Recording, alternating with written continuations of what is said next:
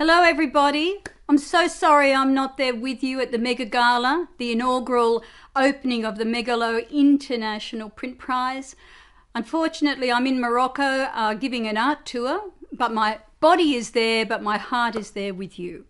First of all, I really want to thank the judges, Jane Kinsman, Basil Hall and Ingeborg Hansen, people who I respect, and I certainly respect their opinion, and I thank them very much for taking the time to have a solid look at my work. I also want to thank Megalo. In the 80s, a few of us planted some seeds in a very barren ground to bring attention to printmaking to the Australian Capital Territory. Myself with Meg Buchanan, we started Studio One. Alison was part of the original Megalo, Bitumen Art Space, Gorman Art Space. And let's just say those seeds have come up in variations because there have been different gardeners through the years.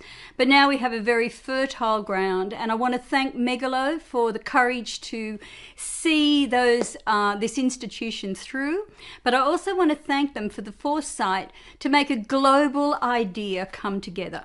And that is to have an international print prize to bring the focus into the Australian Capital Territory and put the eyes on us for once, rather than, spreading it across Australia. The Australian Capital Territory has a wealthy history of printmaking, and it is just great to think that at this moment we've got this inaugural International Print Prize. And I wanted to enter a work that I felt passionate about, that had a little bit of a longer history in its process and in its making, something that carried with it, an identity of its own about something that I'm passionate about.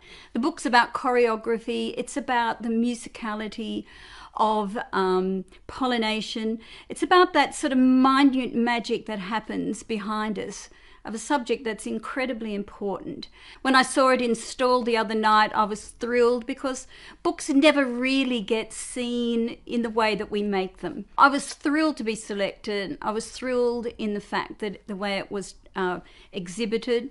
And then to be told just before I go off to Morocco that I've won this award, I have to say my heart's singing. And I'm pleased because I feel part of this history of this place in a minute way, and I'm just thrilled with the way it's gone. I'm very happy to be in the company of the quality of artists who are in the room. So all in all, I'm a rather happy woman.